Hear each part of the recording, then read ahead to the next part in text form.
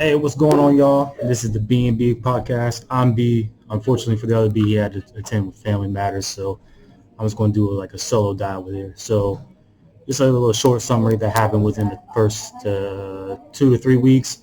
Uh, I'm in a play right now, so two of the cast members got exposed to COVID, so I had to quarantine for a week, waiting on those crazy results. Tell me you do not want to get tested for COVID. Boom, you're in a freaking room for like 7 to 8 days waiting for your results. And then B got quarantined too because he went to see his family. So there's some issues with that. We couldn't get the podcast rolling, but today I just want to do a solo run, so therefore we can keep these videos pushing and so forth.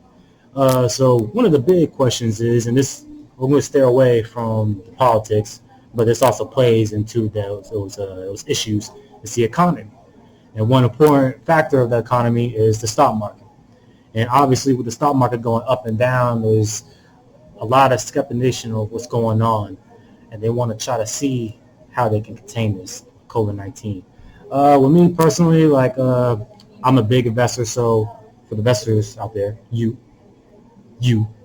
and you, this is going to be a big topic. So what I think is going on, there's obviously some time with this COVID-19 virus. I mean, and this vaccine is shortly on the way. I mean, Moderna is trying to work on something. Novavax is trying to work on something.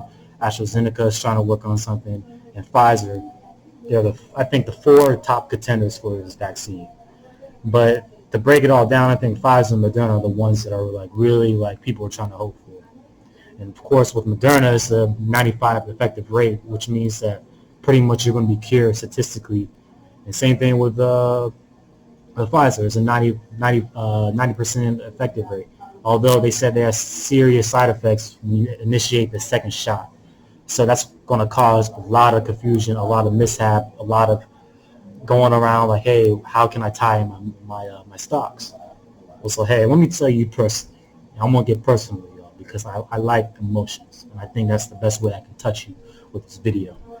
So when it comes to it, don't be afraid of the outcomes within the next 2 to 6 months. All right, life's going to happen.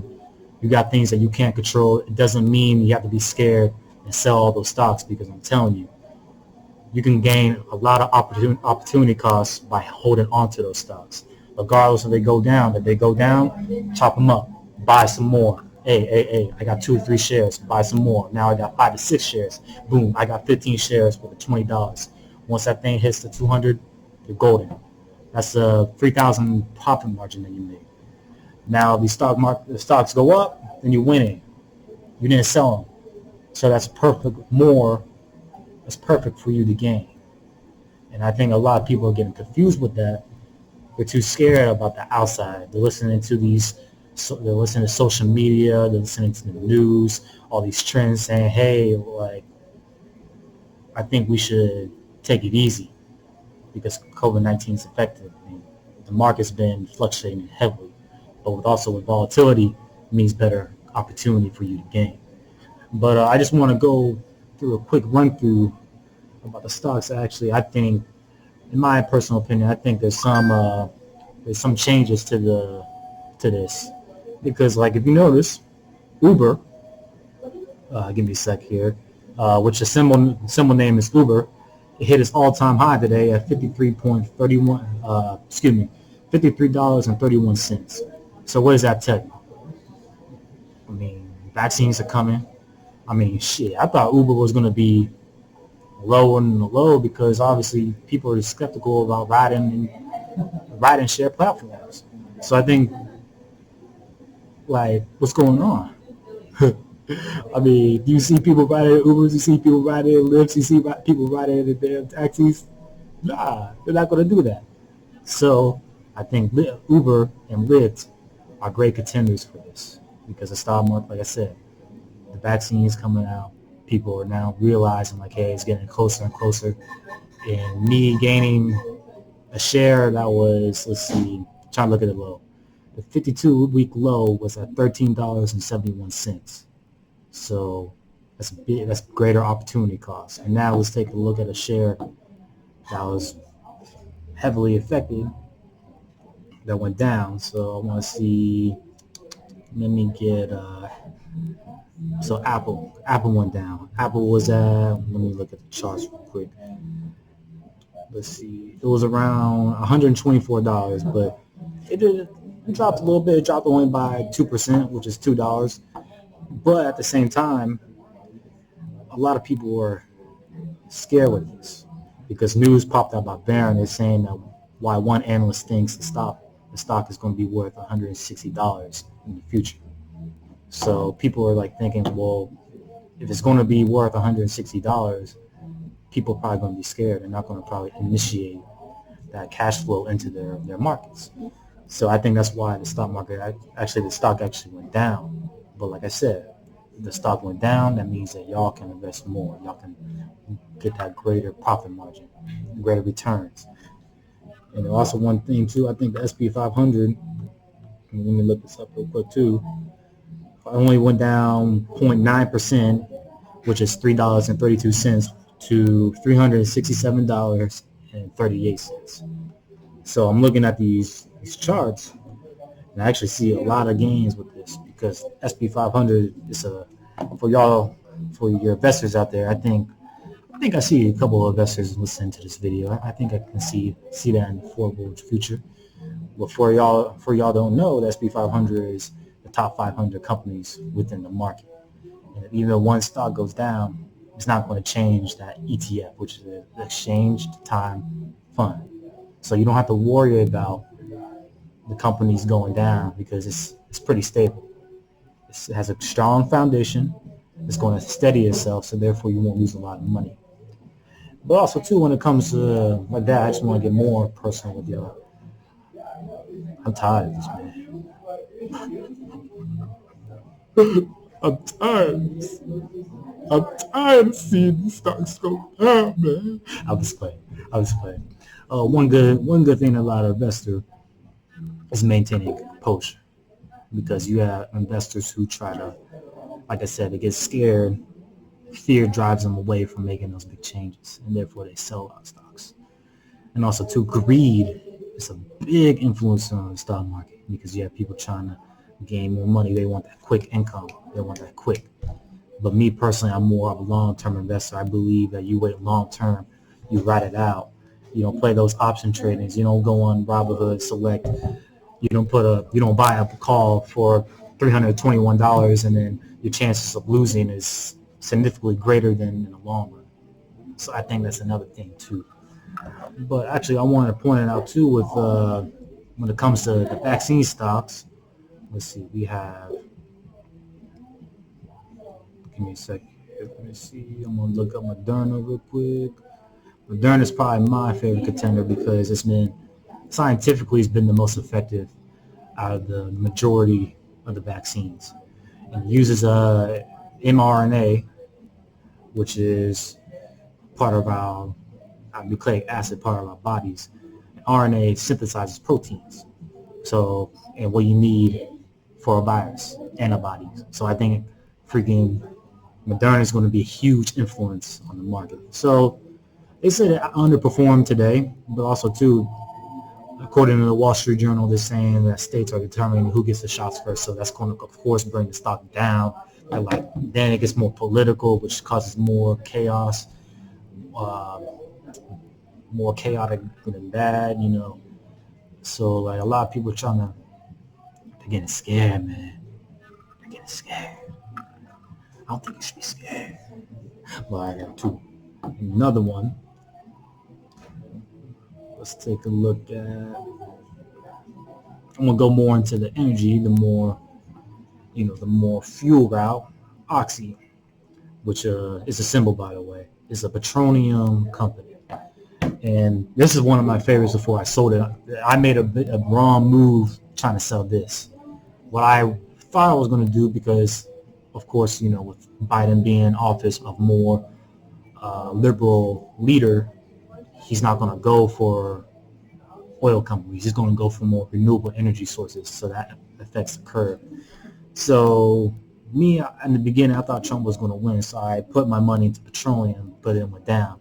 But I realized I was going up too because this company is now becoming a petroleum management company, which means they're expanding their market. They're not only focusing on drilling oil.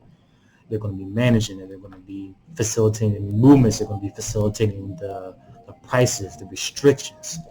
So that's a big move for them to gain because it takes them from that, that middle tier, or that tier one, that tier two company into the tier one company. And that's what's going to bring them the extra revenue. And people are like, oh, hey, Oxy's not that bad. I mean, the stock was at $8 for its yearly low, and then for its freaking 52 week, it was $47. And he put a lot of shares in that, and you could have made a good profit from it. But I'm gonna also tell y'all this too, investors and newly investors out there. Robinhood is not the game. It's not the investing game. You know why? Because every time you refer somebody, you will get one free share. What's up with that? Robinhood is the most popular investing app for the youth. I'm going to say technically Generation Z and the millennials because it's easy to use, it's easier to operate. But how the people are going to go for Robinhood when they're only offering one share every time you refer somebody? I think that's BS. So I'm going to tell y'all some advice, what I think y'all should do. One, I think y'all should get Fidelity. Fidelity has a good portfolio. Let's see how I say this. It established a great understanding of how to build a portfolio. Robinhood does it too, but I think Fidelity takes it to another level. They have advisors that can take you step by step in your target vector. Mine is growth, so I'm going to put mainly my investing into conservative, passive aggressive investments. So a little bit of stocks, a little bit of ETFs, a little bit of mutual funds. So that's good. But Robinhood doesn't do that. And number two, you can actually buy mutual funds on Fidelity. You can't buy them on Robinhood. Robinhood is only U.S. influenced market. Yes, you can buy Alibaba, which is basically the Chinese Amazon. You can buy international index funds, but Fidelity takes it a step further. And I think the customization is way better. Now, when we're coming to the referrals, y'all need to get Webull. Webull is great. Right now, they're having actually, that's not realistic for many people because it's just below. It's probably top 5 in the nation. But if you have a net worth with $225,000 and you refer somebody, you can get accumulation of 60 free shares. So that's telling you something that Webull is playing that market. They're like, hey, what divides us between Robinhood and these more investing apps that are based off of UI, user interface? Webull. Webull is the future, y'all. I suggest that y'all get Webull, BNB. Although the other B's not here, I'm gonna just put my hand right here imaginally. BNB podcast is suggesting to use Webull. And even for those people that are not in that top 1 to 5%, you can still refer people and then get a combination of different shares. I mean, there's a 1 to 50 chance that you might get Amazon or Apple, one of those major stocks that pays dividends. So I think y'all need to get that. Y'all need to get Webull. Get Webull, y'all.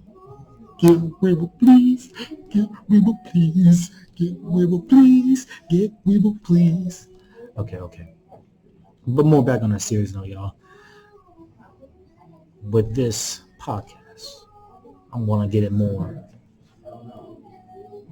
personal growth and politics combined with that too.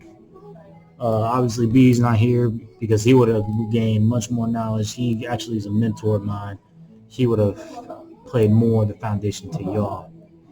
But that's something that we're trying to implement in this podcast, is have more personal growth, because obviously the election is tied away. Although in January we could find something totally different than we were anticipating a week or two from now. but we wanted to implement more personal growth, personal development, because that's what the world needs. And that's what I want y'all to have. I want y'all to be the change. I want us to be the change. And of course, this is what the symbol right here means. Together. We're all together with this. We're all together.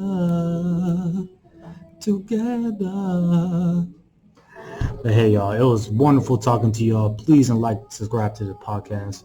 And don't hesitate to leave me in the comments. If I'm being too goofy or if B's being too bland or something, please comment. Therefore, we can change our perspective and therefore implement greater change for y'all and greater change for us. I hope y'all are safe. I hope y'all doing well. And keep y'all heads up during this pandemic. We fought too long on these restrictions. We fought too long on these quarantines and these lockdowns. Just keep your head up and focus on your missions. Y'all have a wonderful night.